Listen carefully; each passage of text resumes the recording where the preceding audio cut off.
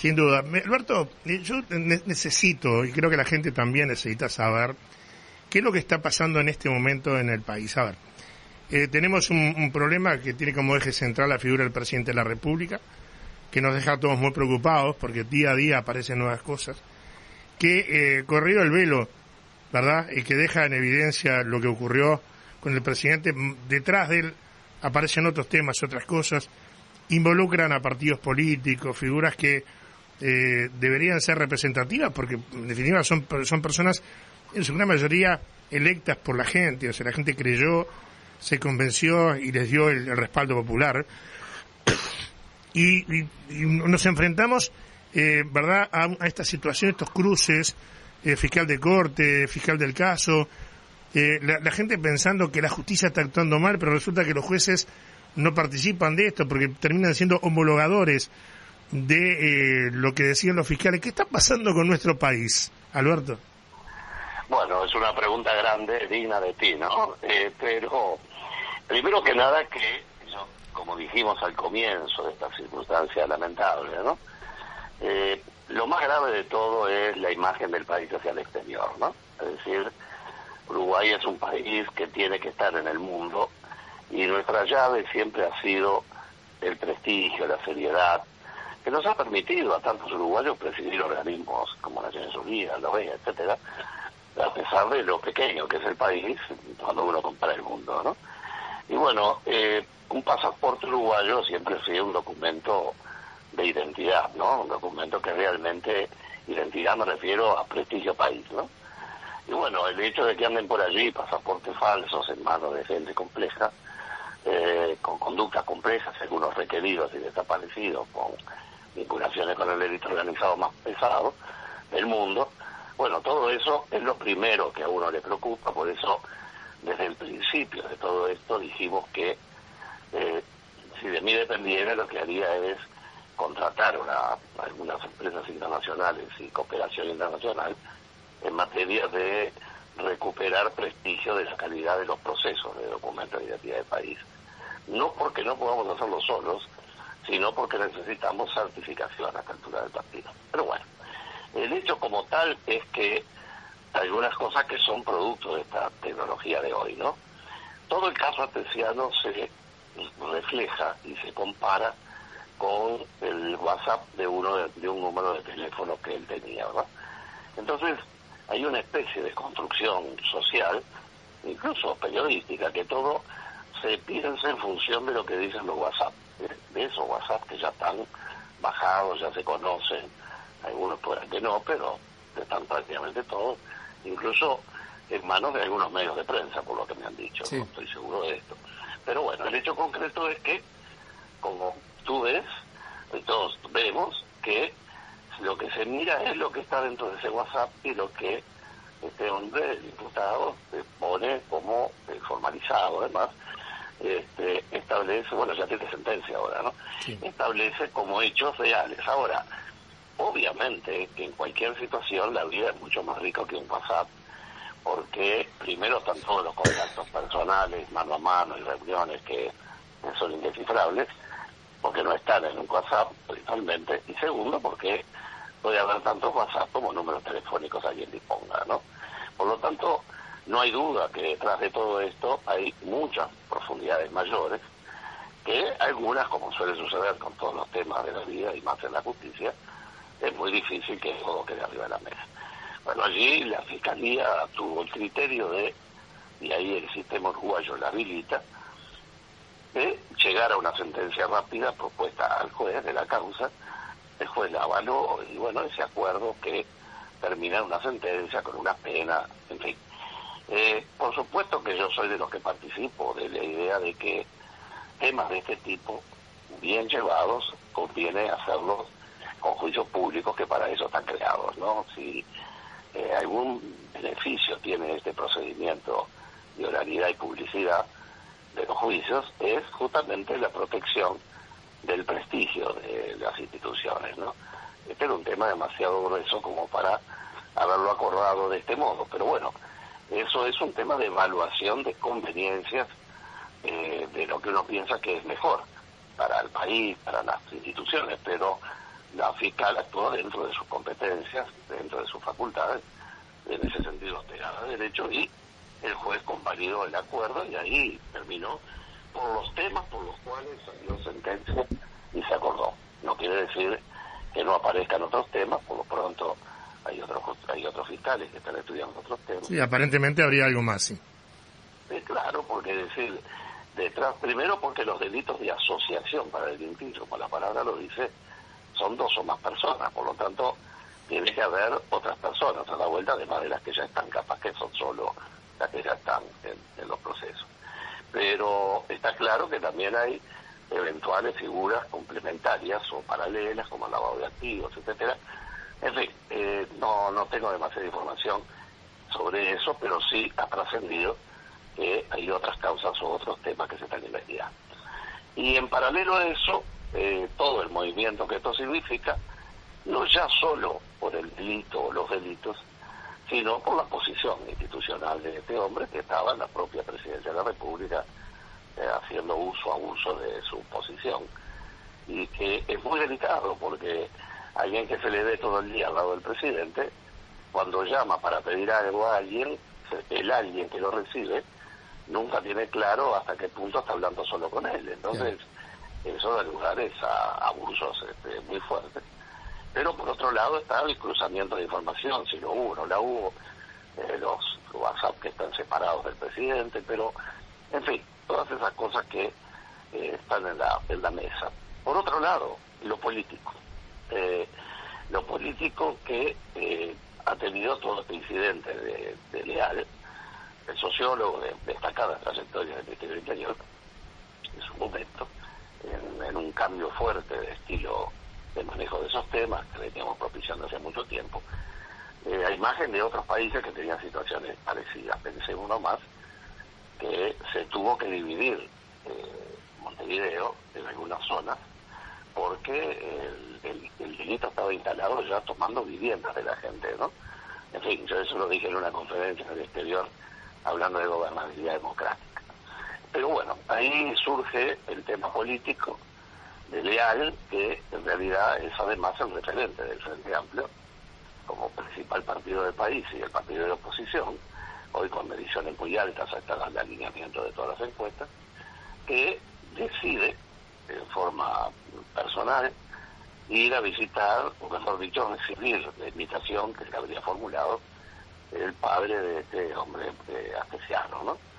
Y bueno, y ahí aparece todo ese tema, con además la participación y declaraciones del padre, también de un hermano de Astesiano, y todo esto genera varias líneas.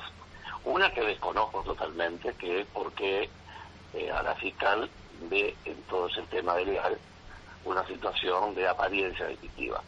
Cuando a uno no le dicen de qué se trata, hay que esperar a qué es, cuál es la apariencia, cuál es el hecho que genera esa apariencia, y apariencia es apariencia, ¿no? Hay que ver qué hay detrás de las apariencias. Y eso por un lado. Pero también en lo político tiene un significado interesante de ver, porque significa, en la medida que lo hizo por su propia cuenta, Leal es un hombre muy inteligente, ¿no? Que haya tomado la decisión de cortarse solo, como dicen los muchachos. Claro, cuando las cosas se complican, nadie tiene nada que ver. Cuando las cosas salen bien, es un aporte a todos, ¿no? Bueno, es claro que esto, por el momento, no ha salido demasiado bien y tuvo un pecado político muy grave, que es el tema de que en política no hay que perder el control de la agenda, ¿no? Claro. Cuando uno tiene instalada en la agenda pública un tema que a la oposición le da mucho rédito y que por otra parte al gobierno le genera enormes dificultades por su propia negligencia, digámoslo con todas las letras, no es así, ¿verdad? Las cosas cuando suceden es porque uno actúa imprudentemente o porque no tiene la capacidad de controlar lo que está pasando en el propio edificio de Libertad, que el propio edificio de la Torre, la Rodada de Libertad. Sin duda que es muy sorprendente, ¿no? Evidentemente. Pero bueno, está claro que esto genera sacar del eje del tema el caso astesiano y ponerle un flanco nuevo, que es este tema de Leal. Y ya he escuchado hablar del caso Leal, por ejemplo, ¿no? lo que también genera otras dificultades, porque hay otras personas que han sido mencionadas con eventual apariencia delictiva, que no sabemos si la fiscal va a seguir avanzando en ese tema. Ahora, Alberto, pregunta, ¿verdad? Porque surgió, aparece la figura de otro, ¿verdad? Que también que se mete en el esquema, que es el doctor Jorge Díaz, antes fiscal de Corte de la Nación. Hoy parece que como relegado leal y sociólogo, porque en definitiva dentro del Frente Amplio, según la información que yo tengo, no cayó muy bien que se cortara solo, como tú decías. Sí. ¿Verdad? Aparece Jorge Díaz cuestionando a la fiscal, que esto es algo que yo la verdad nunca lo había visto, los cruces fiscales, mediáticos, personas que critican a los fiscales, o sea, como en Argentina cuestionan a los jueces, ¿no? Y ojalá que nunca nos parezcamos a lo que pasa en Argentina porque es terrible, pero sale Jorge Díaz a decir de que una persona que ingresa como testigo no puede salir en calidad de indagado, pero hay un artículo de la ley que dice justamente todo lo contrario. Entonces, explícamelo tú, como asesor que sos, con la experiencia vastísima que tenés en el derecho. ¿Es cierto lo que dice Jorge Díaz o se equivocó también Díaz por tratar de sacar la cara por el caso de Gustavo Leal? A mí yo no lo escuché decirlo, vi la versión de prensa. Es bastante difícil que alguien con la experiencia de Díaz comete un error de ese tipo, ¿verdad? Claro, y se tendría que haber estado muy distraído, porque evidentemente si uno trae a un testigo y el testigo declara, sí, es verdad esto que usted me pregunta, es verdad, el auto venía por 18 de julio y el otro por Andes, pero mire que también yo maté a 4 personas, ¿no? Claro. Bueno, entonces, evidentemente que el fiscal me va a decir, bueno, muy bien, váyase para su casa, le agradezco mucho los datos sobre el choque. Pero es lógica pura, Alberto, por eso no entendí. Claro, por eso digo que sería una ofensa a la capacidad intelectual de Díaz, que conozco muy bien, que realmente hubiera dicho eso en estado de conciencia, por decir alguna cosa, ¿no? Es decir, es imposible. Pero bueno, si dicho está, no es así la realidad. Y por supuesto que un testigo puede inmediatamente cambiar de situación, claro. Incluso con algo mucho menos complicado que el ejemplo que puse, que es que el fiscal se dé cuenta que el testigo está declarando con falsedad. Porque eso es interesante que la gente lo sepa. Cuando la gente va de imputada, va como posible persona vinculada a un hecho de apariencia delictiva, si la persona miente todo el tiempo declarando, el supuesto delincuente, no se le aplica el falso testimonio. Claro. Puede decir lo que quiera hasta no declarar. Ahora, cuando alguien va como testigo, bueno, ahí cualquier cosa que mienta le puede configurar justamente el falso testimonio, como la omisión de declarar le puede configurar otro tipo de sanciones en cuanto a la obligación de declarar, de prestar declaración. Ahora, el tema ahí hay otro tema que me parece muy trascendente, y es el hecho de la salida a los medios, ¿no? A mí personalmente no me gusta, nunca me gustó, que los jueces, los magistrados, los fiscales, es más, ni que los defensores salgan en los medios a hablar de casos en curso. Me parece que eso genera prejuzgamientos, el juego de lo periodístico, mira quién que eres un referente del país, el juego de lo periodístico se presta para que un técnico no tenga la capacidad de resolver las circunstancias que se van planteando en una entrevista periodística, y mucho menos cuando la piel está allí al rojo vivo y cuando las circunstancias son complicadas. Y además, imaginemos lo que es la cabeza de un fiscal, de una fiscal, que tiene un expediente de estos, de los que hasta a lo que dice la prensa, he tratado de salir todas las veces que pudo, ¿no? Claro. Pero logró. Entonces digo, a mí personalmente, desde el punto de vista político, institucional, jurídico, no hay ninguna ley que lo prohíba, ninguna norma, ni siquiera ética, pero a mí me parece una mala estrategia la salida de los magistrados en los procesos en curso.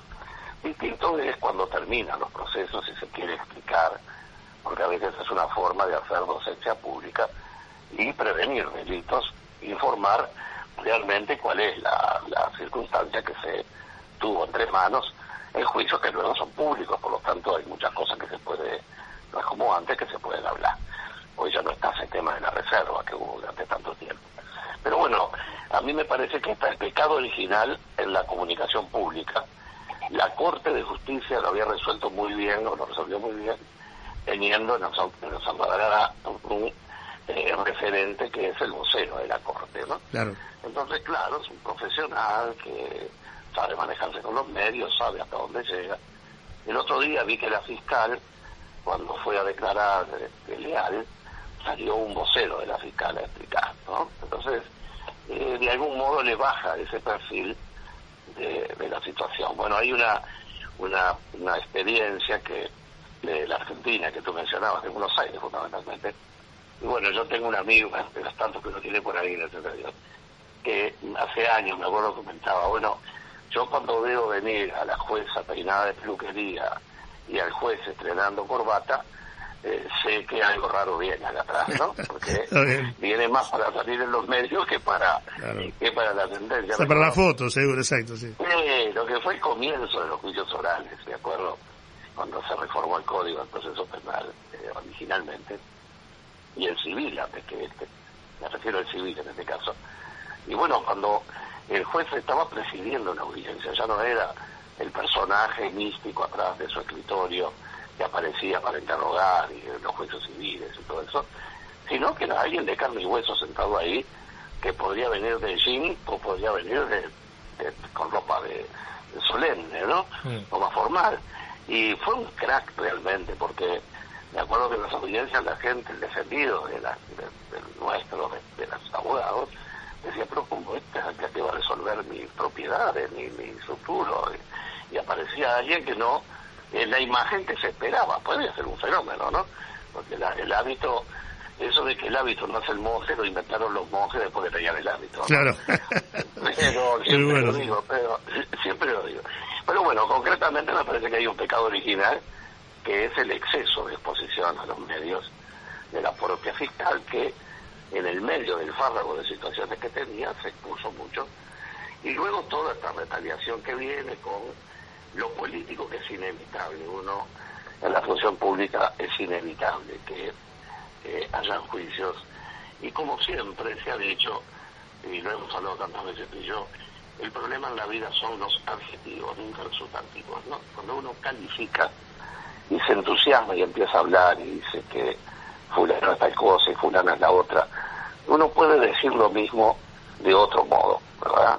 Pero a veces, a precio de ser más explícito, se termina agraviando. Ahora, el problema es que las personas públicas, cuando lo somos, estamos expuestos a los comentarios, a los dichos, no a que tener que soportar agravios, vamos a entendernos, ¿no? Claro. Pero la línea divisoria ha sido tradicionalmente uno resistir la tentación de ir a buscar la justicia del improperio, de la situación que está padeciendo por críticas a lo que se puede estar haciendo, la gente cree que hace, esperando que los temas decanten para luego el tiempo dar la verdad en la resolución de los casos, ¿no? Alberto, te quiero meter un tema, nos quedan 6 minutos, pero me parece muy importante, porque en medio de esta confusión general, yo digo que hay dos bandos, viste, como cuando éramos chicos, jugábamos a destapar figuritas, viste, que destapa uno, jugamos la tapadita, da vuelta a uno, da vuelta al otro, viste.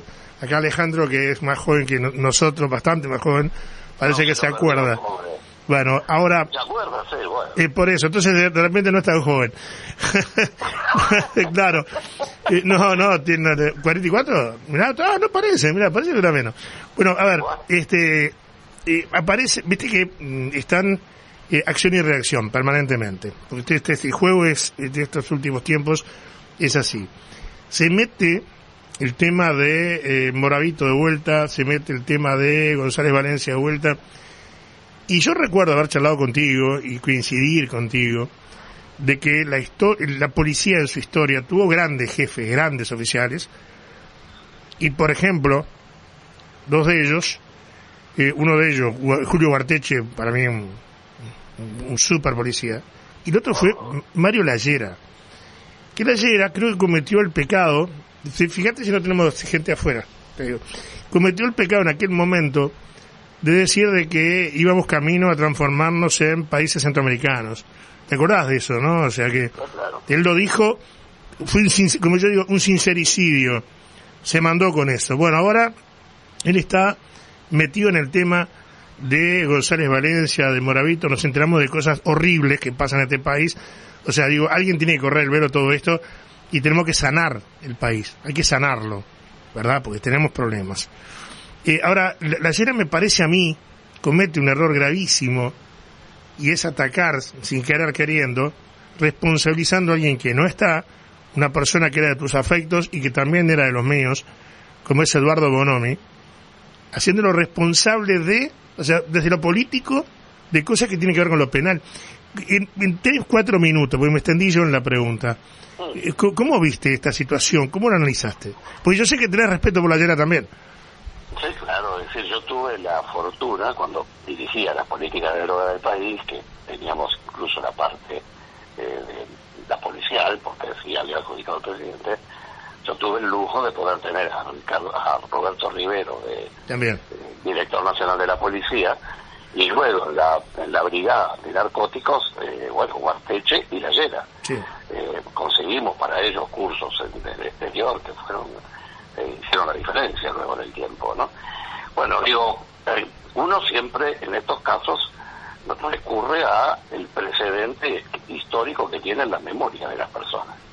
Y realmente a mí la Llera me inspira un profundo respeto, como también me sucedía con Bonomi, alguien un querido amigo, ¿no? Ahora, realmente resulta difícil de explicar cómo es todo este asunto. Hay que esperar a que termine toda la indagatoria y cómo funciona.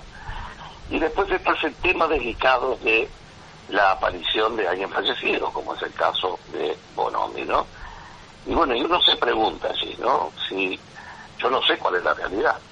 En una de esas, el juego internacional de estas cosas, porque uno no se puede quedar en la fachada, ¿verdad? En delincuentes de ese nivel hay organismos internacionales de inteligencia que están con estos temas, ¿verdad? Con equipos muy sofisticados. Yo no lo sé, pero sé que existe porque he visto, ¿no? Fuera de acá. Yo no sé si esos encuentros no es como el tema de los celulares en las cárceles, que en muchos países, sí, que es una forma de enterarse de lo que está pasando, ¿no? No puedo saber si eso se facilitó. No puedo saber si, como pasa con la entrega vigilada, que es un mecanismo para poder llegar más hondo cuando se juntan dos tipos de ese calibre delictivo, ¿no? Y por otra parte, si efectivamente, por las circunstancias que fueran, el ministro que entonces habilitó, y eso es así, y no lo participó la Llera, tampoco la Llera puede dejar de decirlo, por el hecho de que Bonomi no esté vivo, ¿no? Es decir, tampoco puede, en pos de la memoria, y tampoco quizás pudiera decir si hubieran otros servicios trabajando en esto. Es decir, a ver, usemos un poco la imaginación. Yo no digo que haya pasado porque no tengo ninguna información. Pero en otras partes, un encuentro de esos está sembrado de micrófonos, ¿no? Sí, sí. No es que lo dejen en una cripta y le abran la puerta. Pero una palabra, uno no puede saber cuál es el fondo cuando habla de delito organizado y cuando habla de delito organizado de pesos completos como es. Y en realidad, nosotros en el 95 comenzamos a hablar de lo que era el delito organizado en el país. Están nuestras presentaciones en Cámara de Diputados y de Senadores. Bueno, en un proyecto de ley que entramos sobre eso, que por supuesto se hizo carne luego en esos equipos que estábamos trabajando todos juntos, pero yo venía de presidir, o estaba presidiendo, delito organizado en Naciones Unidas, y el área de droga de la OEA, el único caso que un mismo individuo está simultáneamente en esos dos lados, ¿no? Estaba lleno de información y los síntomas eran espantosos, porque además era lo que había pasado en Perú con la pasta base, en fin. En una palabra, yo creo que ahí los hechos hay que dejar que corran, que se cursen, hacer votos para que los adjetivos no sean calificativos, y esperar a la resultancia. Y bueno, yo en principio mi total confianza en personas a las que me merecen respeto, que además conocí trabajando intensamente, y solo tengo una excelente opinión que me hace dificultar que se prestaran para una cosa que además no tiene nada de clandestina, porque todo el mundo sabía, ¿no? Claro. Uno no puede movilizar todo el personal de seguridad que mueve, por lo que mostraban llevándolo de la Republicana, uno de ellos a la cárcel central, y pretender que eso no se sepa, ¿no? Parecería también una torpeza pretender clandestinidad. Seguro. Y la irregularidad es un tema que tendrá que evaluar un juez, ¿no? Eso Perfecto. veremos cómo viene. Estimado Alberto, un gustazo como siempre tenerte con nosotros, un gran abrazo y nos reencontramos próximamente. Nos reencontramos. Saludos a todos y aprovechen estos calores que van quedando. Y bueno, traten de no gastar mucha agua. Arriba.